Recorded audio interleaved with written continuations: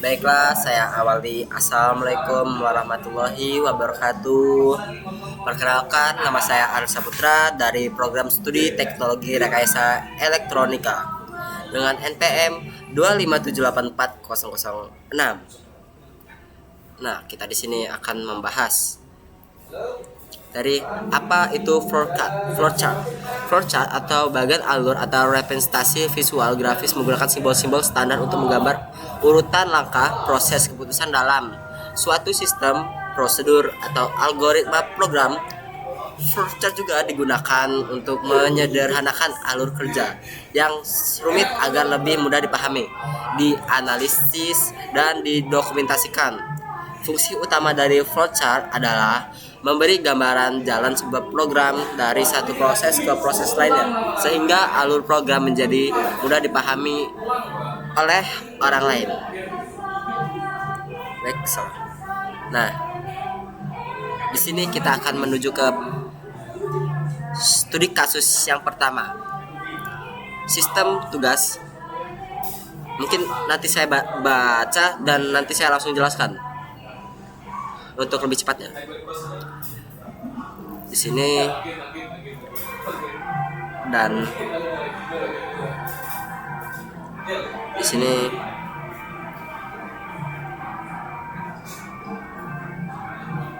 ya, di sini kita gak usah jauh-jauhin ya, biar lebih enaknya.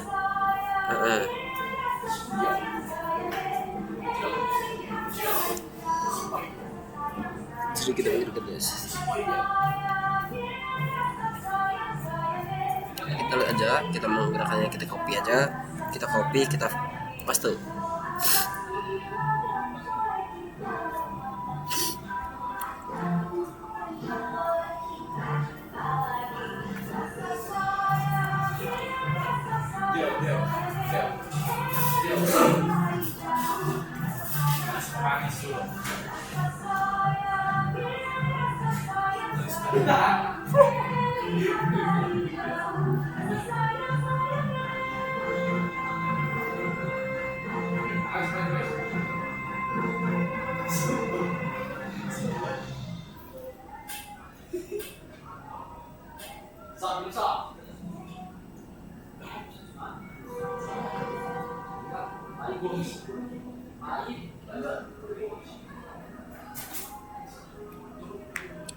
Posisi simbol.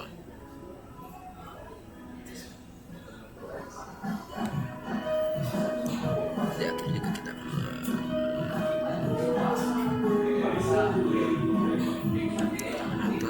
terminator kita taruh bawah. Ya. Salah.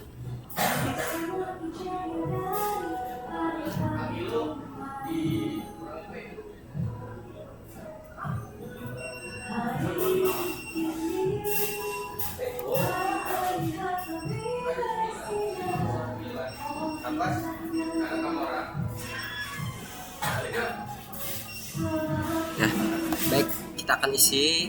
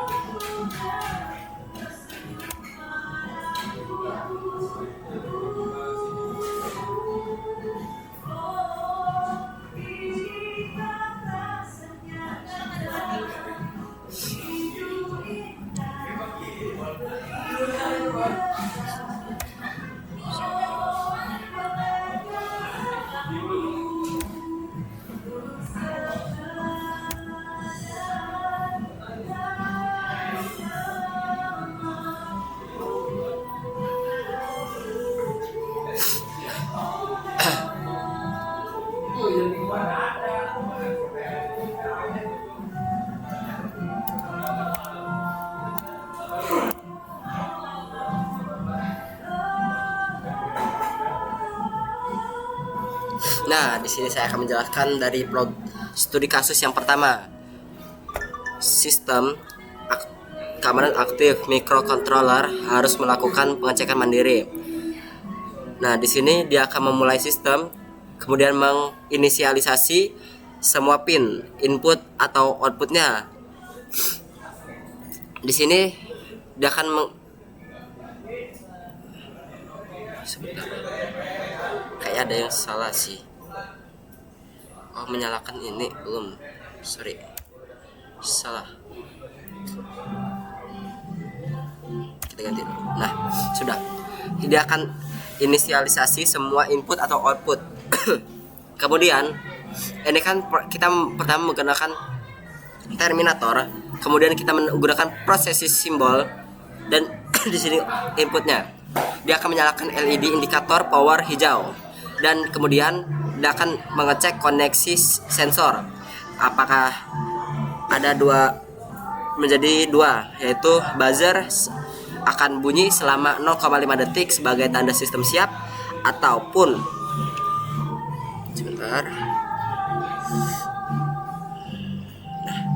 ataupun tampilan pesan akan menampilkan pesan sistem aktif pada layar LCD. Kemudian dari dua ini dia akan memunculkan dan dia akan selesai.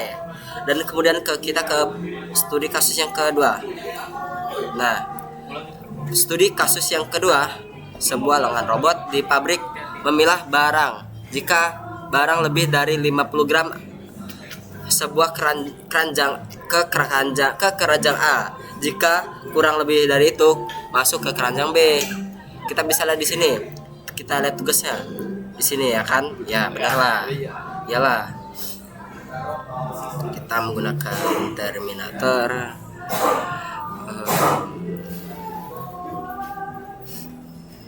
Di sini agak enak suaranya. Di sini kita menggunakan prosesi simbol.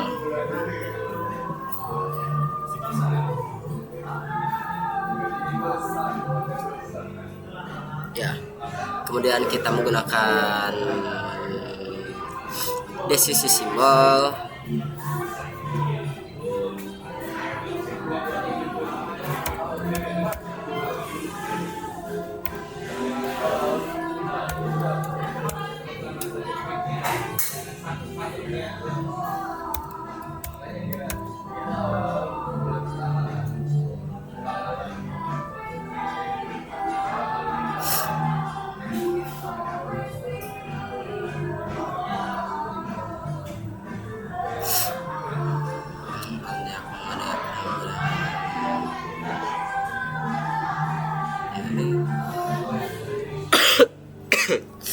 Ini kita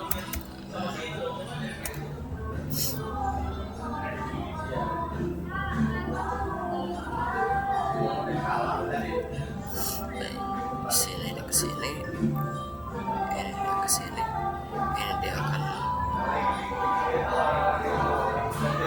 kesini. Kemudian ini dia akan ke sini. Sudah itu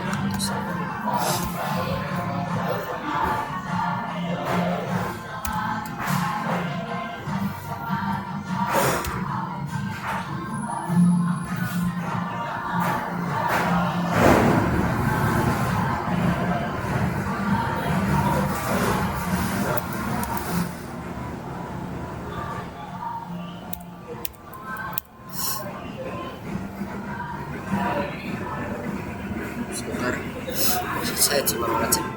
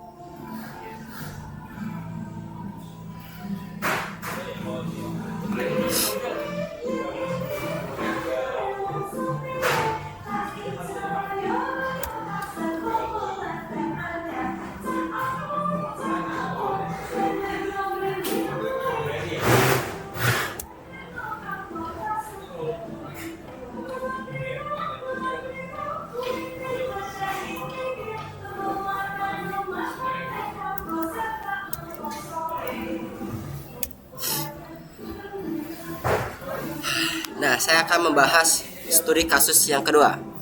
Di sini sebuah lengan robot di pabrik memilah barang jika berat lebih dari 500 gram, barang masuk ke keranjang A.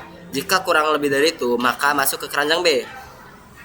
Di sini kita akan memulai kita menggunakan terminator. Kemudian kita memakai prosesi simbol. Di sini kita memakai desisi simbol. Nah, di sini sesudah memulai dia sensor load cell akan membaca berat dari barang tersebut. Apakah barang tersebut lebih dari 500 gram ataupun tidak. Jika iya, motor servo akan gerak ke arah kiri ke keranjang A. Jika tidak, motor servo akan ke arah kanan ke keranjang B. Dari dua keputusan ini akan menghasilkan berat dari barang tersebut akan muncul di layar monitor. Kemudian selesai kita. Nah, mungkin itu yang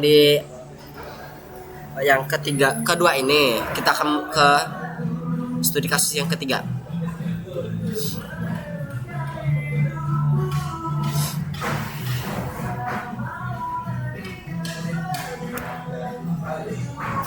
Kita di sini menggunakan terminator seperti biasa, menggunakan terminator.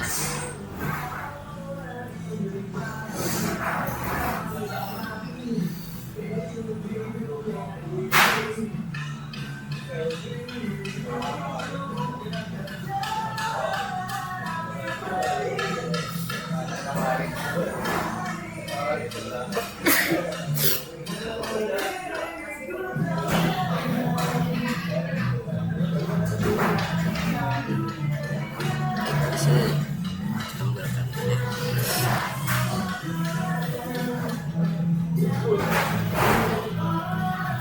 Kita copy ini.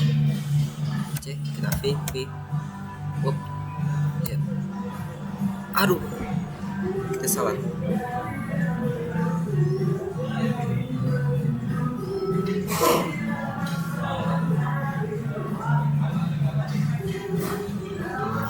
Nah, di sini saya salah tadi. Seharusnya kita C, kita V. Kemudian di sini letakkan di sini. Kemudian di V. Kemudian letakkan di sini. Kemudian kita lagi.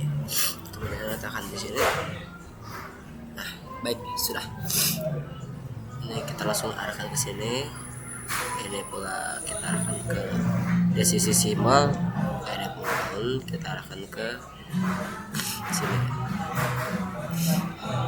Ini kita arahkan ke desisimal.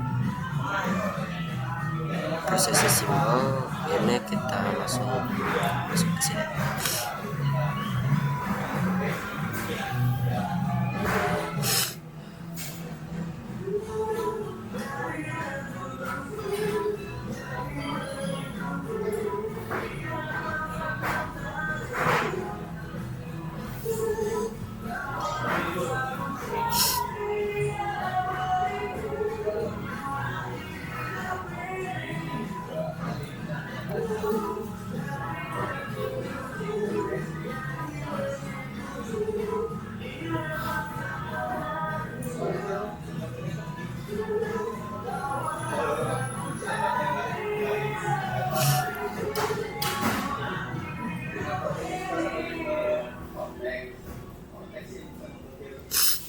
Baik, ke sini. Baik, seperti ini. Kita ambil.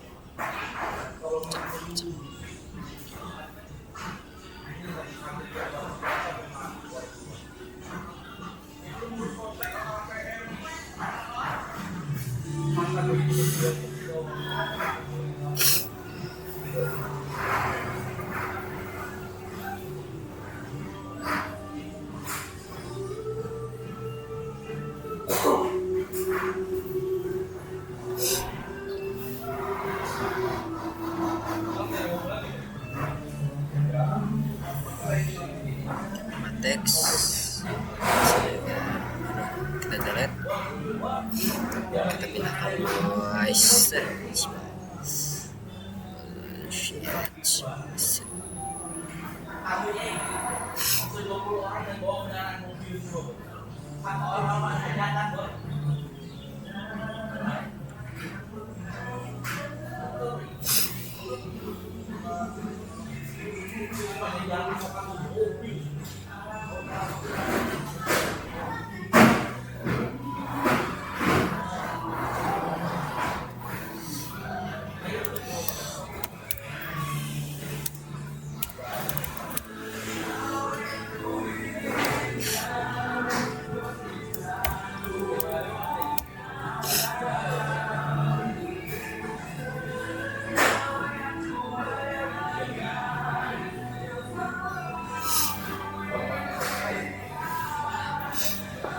Di sini kita sudah di sini.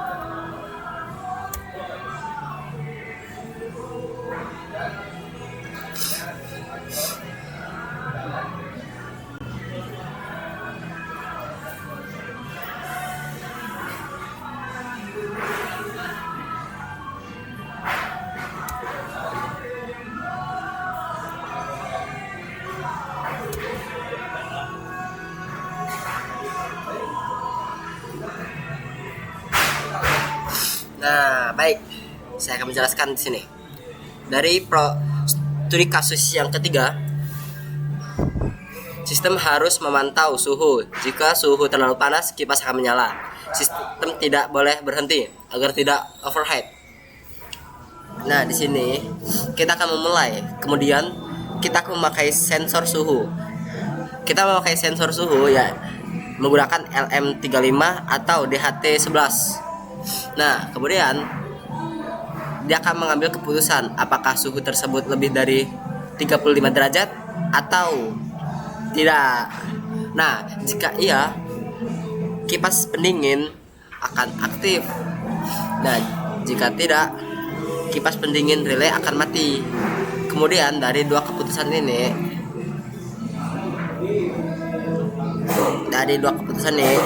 akan menghasilkan delay atau menunggu selama 5 detik untuk dia mengelup ke membaca sensor.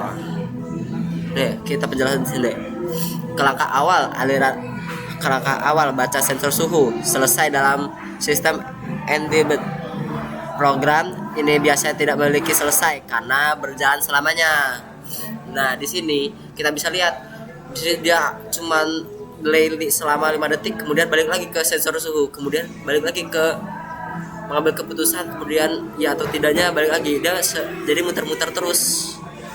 Nah, begitu. Mungkin itu saja yang bisa saya sampaikan. Salah kata atau lebih katanya saya mohon maaf. Dan mungkin karena suaranya terlalu berisik karena saya lagi di luar juga saya minta maaf. Saya akhiri. Wassalamualaikum warahmatullahi wabarakatuh.